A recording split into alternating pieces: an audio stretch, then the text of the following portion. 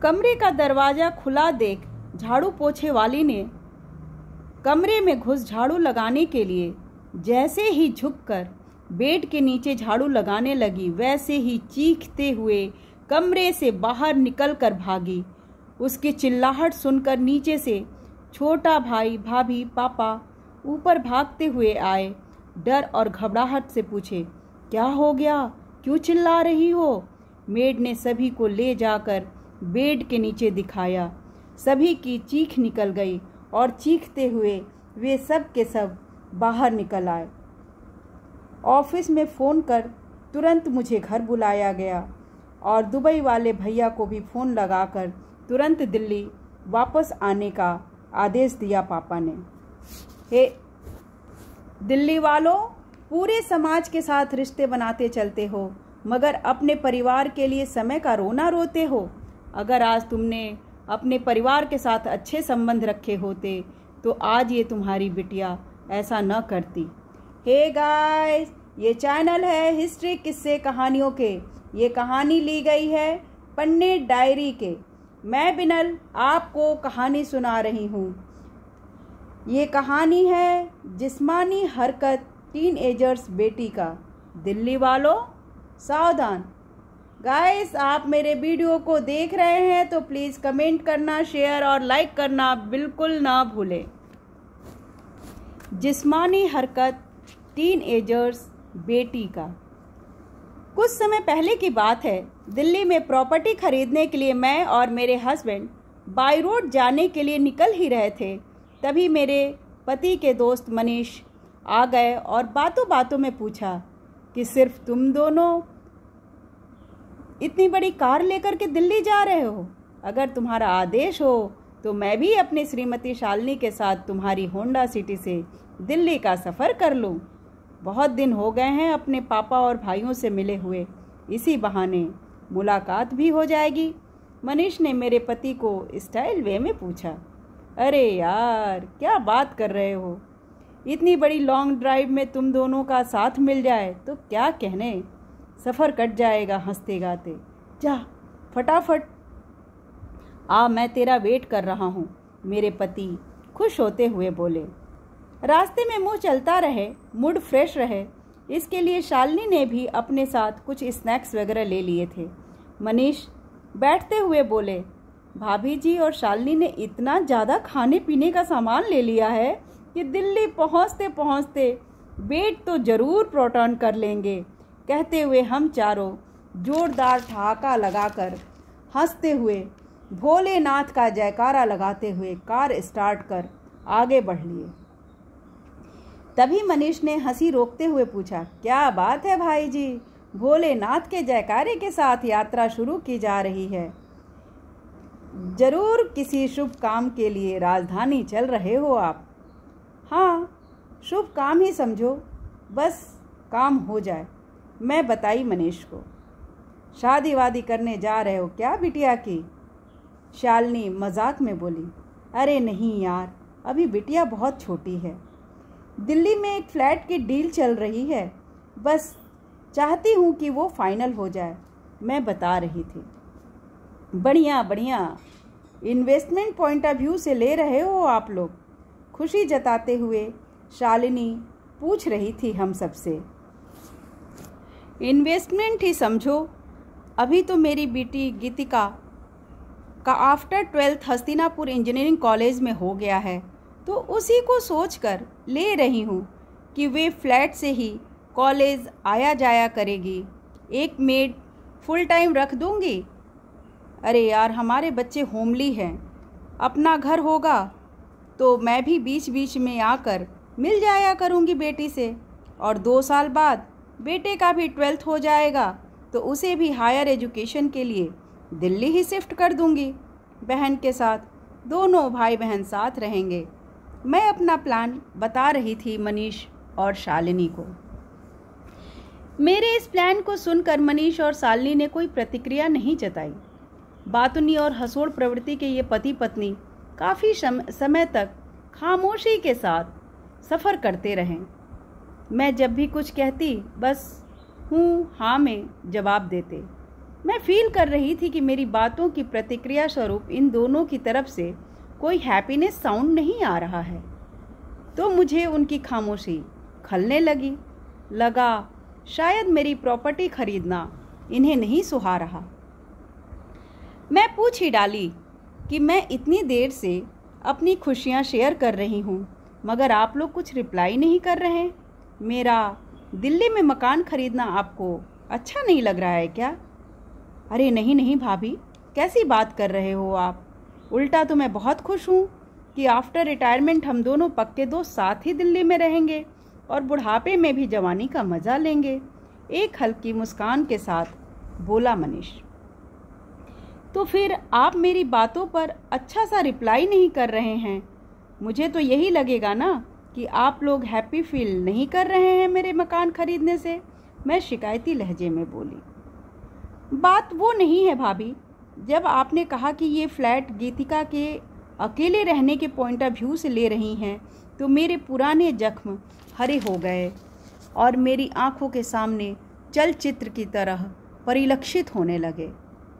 आप तो जानती ही हैं ना कि दिल्ली में मेरे पापा ने 3 मंजिला खूबसूरत सा बंगलो है। पापा ने एक एक फ्लोर तीनों भाइयों में बांट दिया और अपने लिए उन्होंने एक ही शर्त रखी कि नीचे वाला फ्लोर जो भी लेगा उसके साथ मैं रहूँगा। पापा को रखने में किसी को आपत्ति कैसे हो सकती है? आप लोग तो जानते ही हैं कि मेरा ट्रांसफ़र वाला जॉब है। बड़े भैया दुबई में जॉब करते हैं। छोटे वाले भाई की जॉब दिल्ली में ही थी, इसलिए नीचे का फ्लोर पापा के साथ उसके हिस्से में आई। बड़े भैया ने बड़े होने के नाम पर बीच वाली फ्लोर को ले लिया और मेरे हिस्से में आई सबसे ऊपर वाली फ्लोर।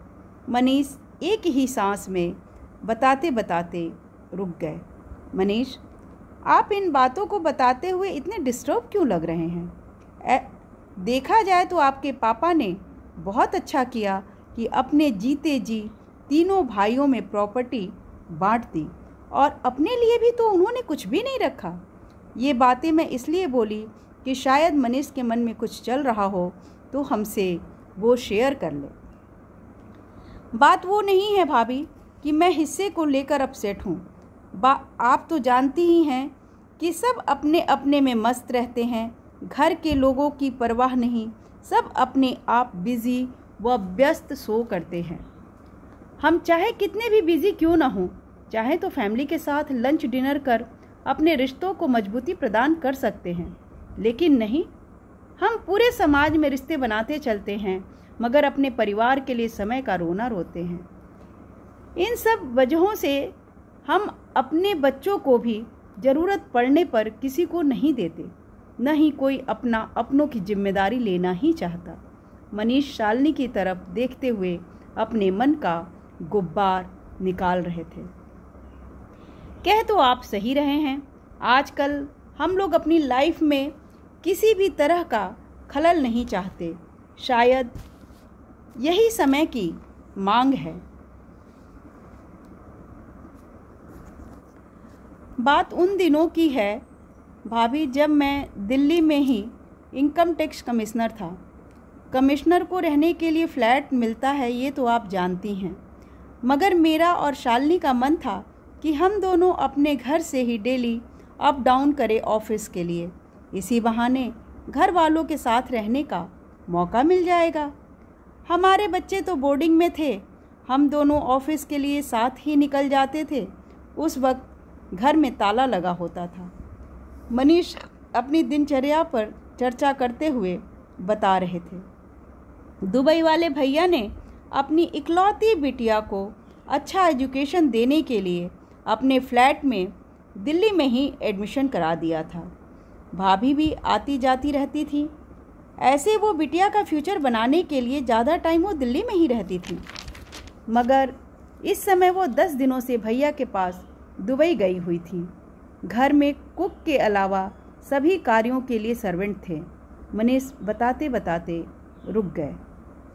ये बात तो आप सही कह रहे हैं मनीष कि आजकल हम पैसे तो कमा रहे हैं मगर अपने ही भाई बहन के रिश्तों को महत्व नहीं दे रहे हैं। मैं उनकी बातों का समर्थन करते हुए बोली, शालिनी, लगता है मनीष बातें बताने में हिचक रहे हैं। न हो तो तुम ही बता दो। ऐसी क्या बात है कि मनीष कंफर्टेबल नहीं है बातें बताने में? भाभी, बात ही कुछ ऐसी है कि मैं हूँ या मनीष बताने से पहले ही चाचा चाची होने पर कोस रही हूँ। शालिनी सर नीचे करके बता रही थी। ऐसी क्या बात हो गई कि तुम लोग अपने आप को शर्मिंदा महसूस कर रहे हो? मैं बोली। जैसे कि मनीष ने बताया ना कि हम लोग ऑफिस के कारण घर में रहते नहीं थे। पापा जी और देवर देवरानी ग्राउंड फ्लोर पर रहते थे।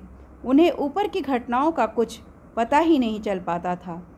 इस बार भाभी जब दुबई भैया के पास गई थी तो अच्छे से नौकरों की व्यवस्था करके गई थी कि उनकी बिटिया को किसी प्रकार की परेशानी न हो।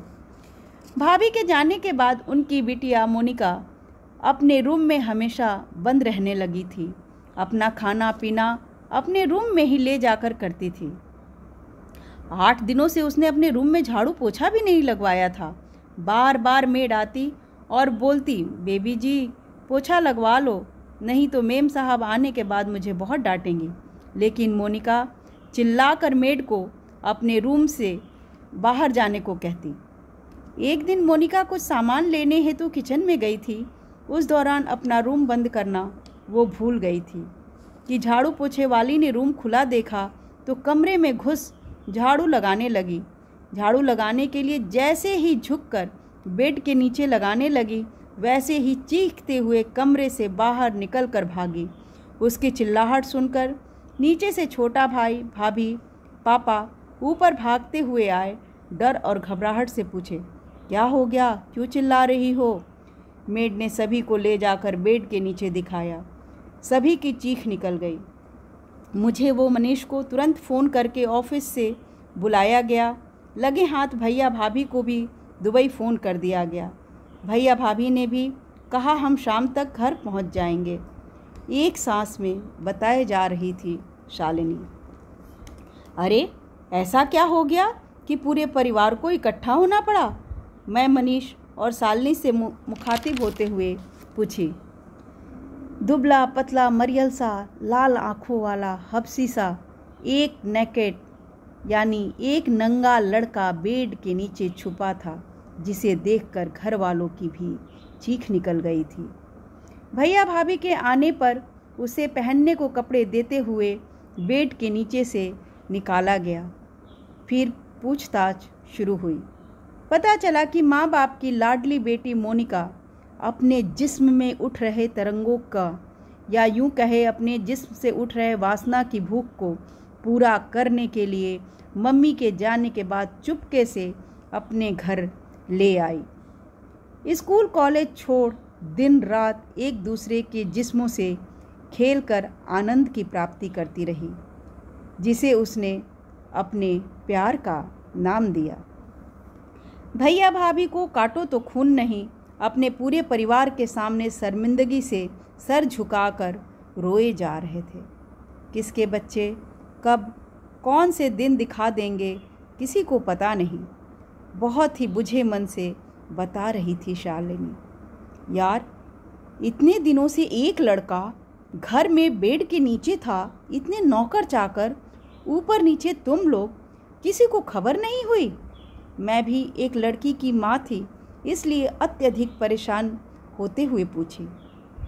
मेड को शक तो होता था कि मोनिका 2 रोटी की जगह 4 रोटी, डबल सब्जी, दाल चावल हो या हर एक खाना डबल ही अपने कमरे में ले जाकर खाती है।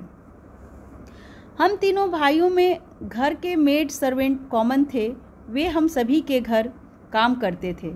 कभी कभी मेड बोलती थी कि मोनिका दीदी आजकल बहुत ज़्यादा खाना खाती हैं, कमरे से बाहर भी नहीं निकलती, बहुत कम निकलती हैं, झाड़ू पोछा भी नहीं लगाने देती। मोनिका कुछ ऐसा कर रही है, हम सोच नहीं सके, तो हमने बातों को बहुत ही हल्के में लिया। ये बात मनीष बोल रहे थे।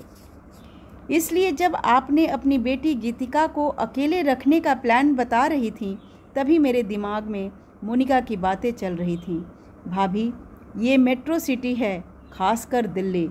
बच्चे तो माँ बाप के सामने ऐसी हरकत करते हैं, यहाँ तो माँ बाप नहीं होंगे तो कौन रोकेगा, या बच्चों को किसका डर होगा? मनीष मुझे कुछ हद तक समझाने के पॉइंट ऑफ व्यू से बता रहे थे। आप ठीक कह रहे हैं। मकान में इतने लोगों के होते हुए मोनिका ने इतना बड़ा कदम उठा लिया तो कोई भी बच्चा कुछ भी कर सकता है। अब मुझे गीतिका को रखने के विचार को फिर से विचार करना होगा। गार्जियन बच्चों को पढ़ाने व करियर बनाने के लिए अपनी ज़िंदगी में न जाने कितने कंप्रोमाइज़ेस करता है, मगर बच्चे माँ बाप की भावनाओं और त्याग को ऐसे नज़रअंदाज करते हैं जैसे हमने उन्हें पैदा करके बहुत बड़ी गलती की हो। हे गाइस, हमें अपने भाई बंधु से अच्छे रिश्ते रखने चाहिए। अगर घर में रिश्ते अच्छे होते तो वो अपनी बिटिया को खाने पीने की जिम्मेदारी देवर देवरानी को दे जाती, तो खाना लेने देने में पता चल जाता कि मोनिका कुछ कर रही है, या मोनिका भी अपने चाचा चाची के डर से ऐसी हरकत नहीं करती। वर्तमान में भले ही हमें अपने रिश्तेदारों की ज़रूरत न हो, मगर कभी भी ज़रूरत पड़ने पर वे सहयोग करें तो हमें शर्मिंदा न होना पड़े। खासकर दिल्ली वालों, आप अपने दोस्तों पर पैसे और टाइम दोनों खर्च करते हो, मगर रिश्तेदारों को दूध की मक्खी की तरह अपने जीवन से निकाल फेंकते हो। इस बात पे आप ज़रूर ध्यान दें। Thank you guys. आप मेरे वीडियो को देख रहे हैं तो कमेंट्स करना बिल्कुल ना भूलें।